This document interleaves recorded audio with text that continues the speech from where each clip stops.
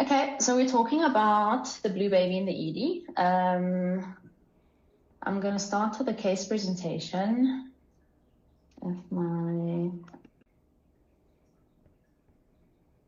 There we go. Okay, so you're on at RMMCH ED on a Saturday morning. There are about 15 files in the yellow box. In comes the nurses from triage. It's an orange patient. Put the file in the box and leave. It's a 6-day-old male. He was an NVD at term with good APGARs and he's breastfeeding well. He now has a 4-hour history of increased work of breathing and then 1 episode of turning blue. His triage vitals look scary. He has a heart rate of 178, a respirator of 58, sats of 73 on room air, and a temperature of 37.2. Okay, on initial impression, the baby is lethargic and cyanotic, has a weak cry to stimulation, has perioral cyanosis with purple intraoral mucosa, is tachypneic with mild retractions, and on auscultation has clear lung sounds, but dullness to percussion, 4 centimeters past the right costal margin. So I don't know about you guys, but this is my face when I encounter a patient like this. And you might actually be surprised to learn that the prevalence of cardiac disease in infants is almost as high as the prevalence of infant sepsis. And if you're like me, you're not as confident as managing sick infants with critical heart disease as you are with managing neonatal sepsis. And on top of that, it's reported that about 70% of congenital heart defects are actually missed in the ED. When I was in medical school, I vaguely remember learning all the complex physiology and long lists of congenital heart diseases. But what we really actually need to know about congenital heart disease emergencies is what actions we need to take in the ED when you encounter the sick, cyanotic or shocky baby in front of you. So my approach is simple and practical. I want us to learn a practical approach in the ED to congenital heart disease, and we're going to use a few simple markers such as child's age, the child's color, and a few other simple tests, and discuss a few key actions that we can take. So the next time we are faced with this crashing blue baby in the research room, you feel slightly more confident that you have an approach to them. So looking at causes of cyanosis in the neonate, we're obviously going to discuss the big one, which is congenital heart disease. But I'd like you guys to keep in the back of your mind that there are other causes of cyanosis, obviously. And this includes, firstly, cyanotic heart disease, but also respiratory disorders such as RSV, pneumonia, ARDS, aspiration. Sepsis can also make a neonate appear cyanotic. And then lastly, weird and wonderful things such as hematological disorders. So a big one is polycythemia in the neonate, and then more rare methemoglobinopathies. Okay, so what I was saying on history, obviously birth history, want to elicit whether there was prolonged rupture of membranes, MSL exposure, or any CNS depression. And then what you actually would like to ask as well, does the neonate have any siblings with congenital heart disease? Are there any other kids with something like Vactal or charge syndromes in the household? And then toxin exposure is rare, but easy to elicit from history. Any causes of methemoglobinemia, so mothballs, lignocaine or benzocaine gels that were used recently on the baby. Then ask yourself 3 easy questions. Firstly, what is the child's age? If the child is the child less than 1 month old or greater than 1 month old? Any infant less than 1 month old with cyanosis or shock should be considered to have a duct-dependent congenital heart disease until proven otherwise. And it's almost always a duct-dependent lesion such as tetralogy of the low, which will benefit from prostaglandins, because as soon as the duct closes after 2 or 3 weeks, they'll present with cyanosis. If the child is older than 1 month, we're thinking of a shunting or a mixing lesion, such as VSD or PDA, and they present later in life, usually older than 1 month of age. Then secondly, you ask yourself, what is the baby's color? Are they pink? Are they gray? Or are they blue? infants with congenital cardiac conditions usually appear like sort of one of three colors. You have to maybe use your imagination a bit, but if you've seen a few of these babies, you may know what I'm talking about. Pink infants are usually babies that present in heart failure. They have adequate pulmonary blood flow, and they're generally well perfused and oxygenated, but they're fluid overloaded. Gray babies, we think of shock or circulatory collapse, and these are babies that don't have enough systemic flow, and they are usually left-sided obstructive ductal dependent lesions. They are quite sick, and they're quite, usually hypotensive, tachypneic, with poor cap refill, and we'll talk about, and they usually have a metabolic acidosis as well. They will also benefit from prostaglandins. And then lastly, a blue baby, we think of right obstructive ductal dependent lesions with inadequate pulmonary blood flow. And these all present within the first month of life. And then lastly, ask yourself, what is the child's four extremity, blood pressures, and SATs? You don't necessarily have to do it in all four extremities. You can do it in the upper arm and the lower arm. And if there's a blood pressure differential of 10 millimeters mercury, you can consider an obstructive process. And same with the SATs. If there's a differentiation of O2 SATs of more than 3% between the preductal, which will be your right upper arm, and the postductal, which would be your lower extremities, this could also be indicative of an obstructive process. And when I say obstructive, I mean something like coarctation of the aorta. Okay, so just to quickly recap, I'm not going through in-depth fetal circulation, embryology things, but just what is a ductal dependent lesion? It's essentially a lesion that, well, you require patent ductus arteriosus for adequate circulation. So as soon as your duct closes, it unmasks the lesion. And a left-sided lesion is when blood can't get from the left side of the heart to the body. And that's, for example, coarctation of the aorta, an interrupted aortic arch, or hyperplastic left heart syndrome. And a right-sided or ductal dependent pulmonary circulation is when blood can't get from the right heart to the lungs. And that's like your tetralogy of Fallot, pulmonary atresia, or Epstein anomaly babies. This is not important to diagnose at the bedside, by the way. I'm just sort of giving a background of what I mean when I use these terms. So moving on to clinical evaluation. Firstly, with regards to your vital signs, red flag should be if there's profound hypoxia. So any neonate with a respiratory disorder may be hypoxic, SATs ranging from like 85 and upwards. But if you see SATs below than 70, this should be a red flag, and you should think of congenital heart disease. Obviously, the skin would appear cyanotic. And just to recap what the difference between central and peripheral cyanosis is, peripheral cyanosis is perioral cyanosis in blue extremity. So think of like your newborn baby, just as they're born with like blue extremities and blue around the mouth, whereas central cyanosis is actually the mucosa inside of the mouth that's blue, as well as the tongue.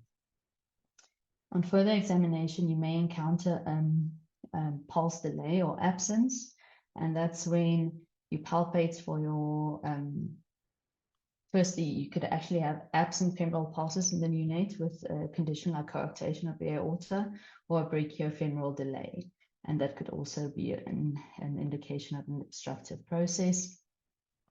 Then to differentiate between a cardiac cause of the cyanosis versus a respiratory cause, they suggest in the literature that cardiac disease presents with silent tachypnea, so essentially an increased rate of breathing, but not necessarily an increased work of breathing with like significant chest indrawing and flaring. Whereas with respiratory disease, you'll see all the classic signs of respiratory distress. You could hear a murmur possibly, but I think we all can agree that it's quite hard if a baby's heart rate is faster than 160. in a busy, loud ED to listen for a murmur, but you can also look for that.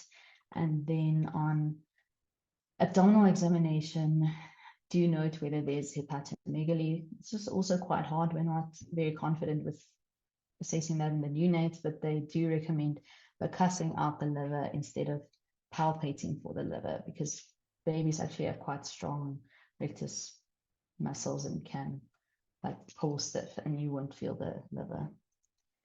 So what critical actions do we need to take? Firstly, always check the glucose and replace if necessary. Even if you're not suspecting sepsis, any critically ill infant have limited glycogen storage and can present with hypoglycemia. Secondly, we need IV or IO access, and as in any shock or shocky or peri-arrest infant, to IV attempts and then move on to IO if needed. Put the child on monitors as we would, and then obtain your 4 extremity BPs and 4 extremity pulse ox, as mentioned before. And then you can perform a hyperoxia test. Anyone want to participate and tell me, does anyone know what a hyperoxia test is?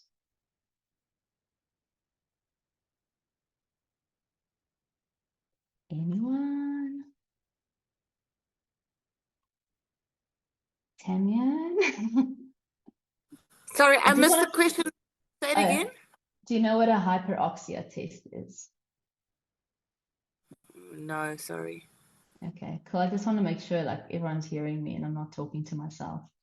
So a hyperoxia test is a very easy test that we can use in the ED, and it essentially differentiates whether the cyanosis is a pulmonary or cardiac cause. And how do we do it? It's quite easy. You either put a SATS probe on the baby or do an ABG before you put the child on oxygen. You place them on 100% FiO2 using a non-rebreather for 5 to 10 minutes.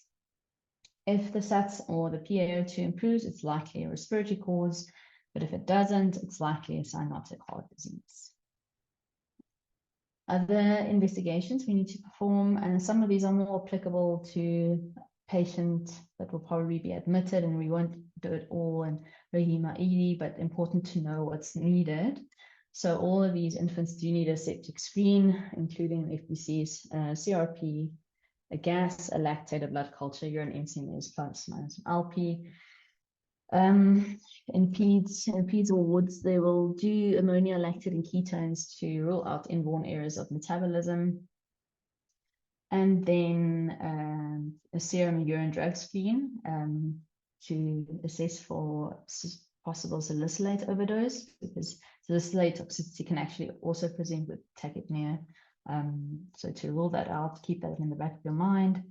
A BNP, I won't go into the specific values, but it's quite a sensitive test to assess all these things. And then TSH. So the ECG,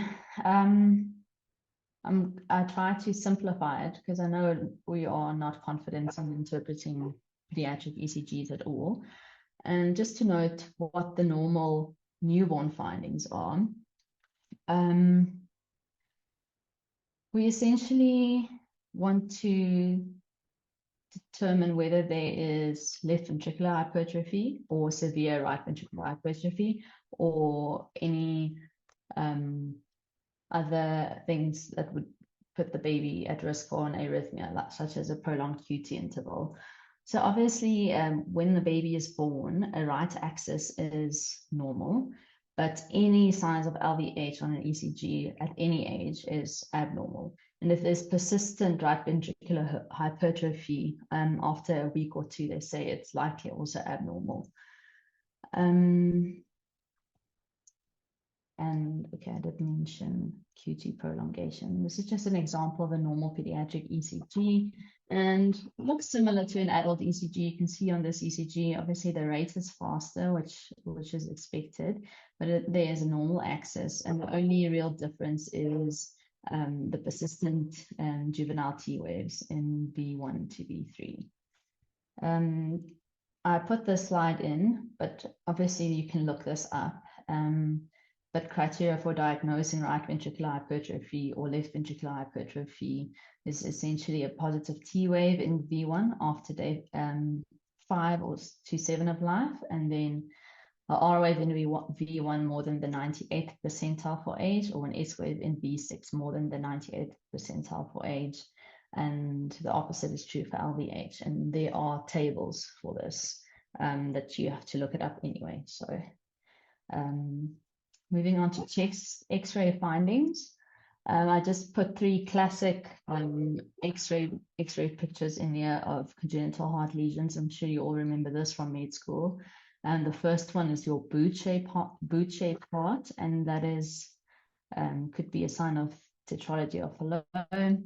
The second is called egg on a string, and that is in keeping with transposition of the great arteries. And then lastly, this one I actually didn't know. It's called a snowman sign with that wide mediastinum, and that's indicative of total anomalous venous return. And then lastly, what we actually want to look for is this. Child presents extremely cyanotic with an increased work with breathing. You expect to see a massive infiltrating the lungs, and when you do the chest X-ray, the baby's lungs actually look like this, almost oligemic, like blacker than you expect, and that means there's decreased pulmonary blood flow, and it could be a sign of congenital heart lesion. Okay, and then of course our good friend PoCUS, that can help us a lot, and you don't have to be very skilled. If you are able to obtain your basic 4 views, you can really do a lot for these patients with PoCUS.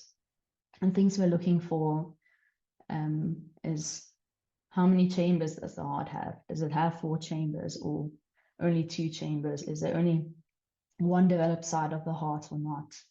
Is there pericardial effusion present? What does the global function of the heart look like? Is there a septum or is there not? Is there a VSD? Do we see B lines, which could show signs of fluid overload and heart failure? And then look at your IVC. And this comes in with fluid boluses that may be required, and we'll talk a bit more about that now. So moving on to treatment. Firstly, put the child on oxygen. Our treatment goal is essentially to increase pulmonary blood flow in the right-sided ductal dependent lesions and increase systemic blood flow in the left-sided ductal dependent lesions. This will increase the percentage of oxygenated blood delivered to the tissues, and in return decrease cyanosis, decrease end organ damage, and decrease hypoxemia. So oxygen is a pulmonary vasodilator, and it will decrease pulmonary vascular resistance and increase pulmonary blood flow, and in return improve oxygenation. Remember that neonates still have circulating fetal hemoglobin, which has a higher oxygen carrying capacity or a higher affinity for oxygen, and therefore there will be less distress at lower saturations, and therefore they do recommend you target sats of just above 85%, and that should be fine. If we titrate it higher and titrate it to 100% FiO2, it can actually dilate the pulmonary blood vessels so much and can lead to heart failure, which we don't want. IV fluids. So they recommend IV fluid boluses, especially for these left-sided ductal dependent lesions with decreased systemic blood flow, because we want to optimize our preload as much as possible, because that would also assist with opening the ductus arteriosus. However, we start slow and go slow with these kiddies, because obviously they are at a higher risk of pulmonary edema. So instead of 10 moles per kg, they recommend 5 moles per kg. And you can always have a look at your IVC if it's distended with poor variability, if there's hepatomegaly, if you see B lines, stop fluid bolusing. And then this is the mainstay of treatment. And I think we actually do have it available at Rahima, but hopefully at this point in time, you would have consulted the PEDS reg.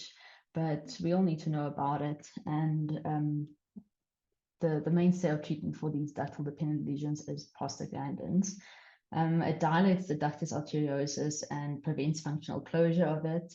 And they recommend to give it in any neonate with a suspected cyanotic heart lesion presenting in shock. What you have to know about it, I'm not going to go through the doses, but you should know that you shouldn't bolus it and should slowly titrate it because it has several side effects. The biggest one is apnea. So when you are giving prostaglandins in the ED, you have to prep for intubation and make sure everything's ready. It can also lead to precipitous drop in blood pressure. So have your vasopressors ready. And there is one heart lesion where it is contraindicated in, and that's your total anomalous pulmonary venous return, the one with the snowman sign. It can actually worsen the shunt physiology, and you don't want to give it in them. Okay. Well, I just made a quick slide on RSI and ventilation of these patients. So do note that this child is physiologically a difficult airway, and intubating this child can actually lead to a cardiac arrest. So take care and think what drugs you are going to use when intubating these kids. So atropine is controversial. They say, all I found about it in the literature is they say consider it in a child with congenital heart disease, but not like a lot of strong recommendations found. The induction agent of choice is etomidate because it maintains your hemodynamics, and they say fentanyl is a good second option. Ketamine, I thought would actually be a good agent, but they say it should be avoided because it increases systemic vascular resistance, which in turn worsens left to right shunting and can lead to cardiovascular collapse. Avoid benzos, and they do recommend using a paralytic. Rock and sucks at a normal RSI dose is fine. Have push dose vasopressors ready. If the patient is hypertensive, give a push dose prior to intubating, and they recommend having phenylephrine instead of adrenaline because it does increase your systemic vascular resistance in your right to left sided lesions. Ventilator settings, so normal lung protective strategies is recommended, and to titrate your saturation to 88 to 90% and start with a low PEEP and go slow. The positive pressure can increase your pulmonary vascular resistance, which can worsen the hypoxia. So you have to find a good balance, and then a normal rest rate for neonates is fine. I'm not going to go deep into which vasopressors is preferred over the others and the dosages of that. I just wrote down phenyl is preferred to noradrenaline and then adrenaline and then dopamine. And always remember to cover these children with antibiotics plus minus an antiviral. There's a nice table I found. I'll share the slideshow, and you can always refer to this if you don't remember what I said. Disposition. So obviously these children will need an NICU or PEDS ICU, plus minus PED surgeon cardio for correction of the lesion. And when you do consult pediatrics, remember to tell them the things we discussed. So the age of the child, whether they appear shocked or cyanotic, what their four extremity blood pressures and pulse ox are, chest x-ray findings, and what you've done so far. Again, a nice summary. You can refer to this if you can't remember what I said. I'm going to move on to the pink infant. Just a few slides on this. The pink infant is the infant that presents in heart failure, and they are usually well looking. They don't look as sick and shocked as the blue infant, and they are usually older, 1 to 6 months of age. Heart failure in the infant is usually due to structural heart disease, usually septal defects, VSDs, ASDs, aortic stenosis, and PDAs. Other causes in older children can be cardiomyopathies or myocarditis.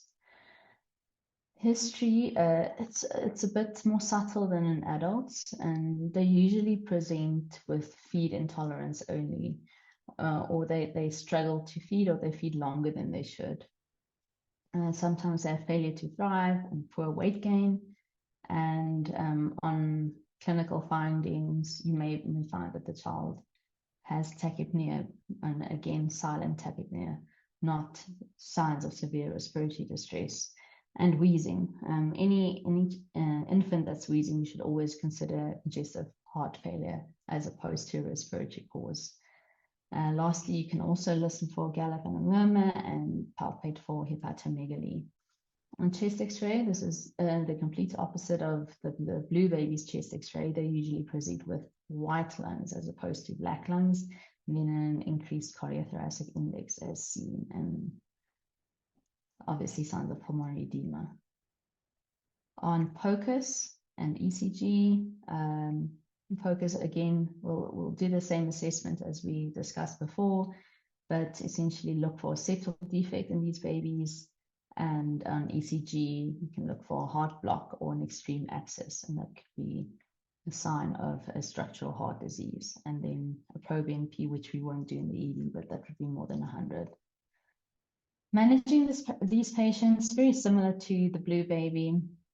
We again aim for SATs of more than 85. Don't titrate too high. Diuresis as in adults with a loop diuretic, you can give furosemide, 1 milligrams per kg or 0.5 to 1 milligrams per kg. And we can start inotropes or vasodilators if you're concerned of or concerned for cardiogenic shock. Hopefully you would have consulted PEDS by now. Lastly, we're quickly going to discuss specific entity. This is actually not in the infant and usually in older children, but I wanted to touch on tetralogy of Fallot and hypercyanotic spells.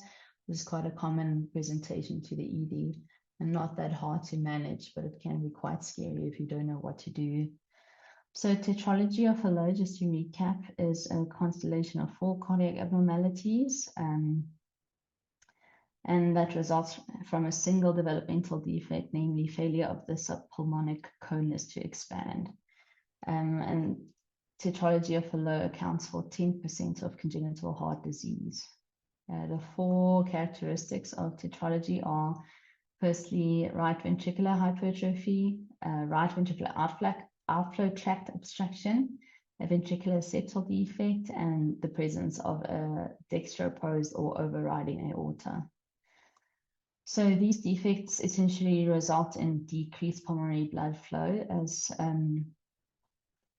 what we spoke about earlier in the blue infant, with a right to left shunt through the VSD.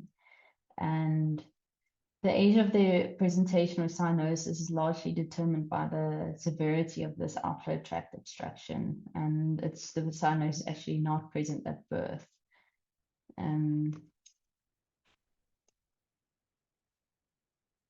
TET spells in a patient known with the tetralogy of Fallot is essentially a child presenting with an acute episode of cyanosis and hypoxia, and this is secondary to spasm of that outflow tract or the infundibulum.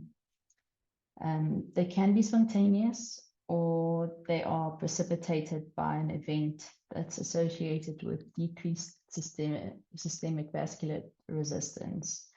And examples of this is sepsis, hypotension, or exertion, or anything that causes a tachycardia. The problem with these spells it's essentially this death spiral. You have your decrease in systemic vascular resistance, which in turn leads to increased right to left shunting across the VSD. This in turn leads to a decrease in your PO2, an increase in your PaCO2, because you have decreased pulmonary blood flow and you can't essentially oxygenate and ventilate. With your increase in your CO2, your pH drops. Now you're trying to compensate by increasing your rest rate or with hypopnea, and this causes and negative intrathoracic pressure. And this in turn causes an increased venous return to the right heart, which then worsens your right to left shunting across the VSD. And you can see like this is just like a positive feedback loop that can lead to essentially cardiovascular collapse and arrest if we don't intervene. And it's not that hard to intervene. So what are your main objectives? If you understand what I said before, essentially you want to decrease systemic vascular resistance, you want to correct your hypoxia, and you want to correct your acidosis. How do we do this? Easy. Firstly, if the child presents with the cyanotic spell, put them in the knee to chest position. If it's a small infant, you can literally squash them, bundle them up in your arms. If it's a bigger child, you can instruct them to pull up the knees and hug themselves, essentially. And this works because it decreases your venous return and increases your systemic vascular resistance. Avoid extra stresses or painful procedures. So avoid dripping the child or injecting the child or upsetting the child even more. Try to do any procedures in the parent's arms in this knee chest position, and try to avoid injections if you can, because the crying and the tachycardia will just worsen that death spiral, as mentioned. If they do recommend giving analgesia, and to do this with your atomizer with intranasal fentanyl or ketamine instead of an IV line. They say if you need to put up an IV line, consider an IO line because it's less painful. And yeah, if you need to give IV fluids, you obviously have to get access somehow. So consider using an IO, or maybe put on EMLA prior to inserting the IV line.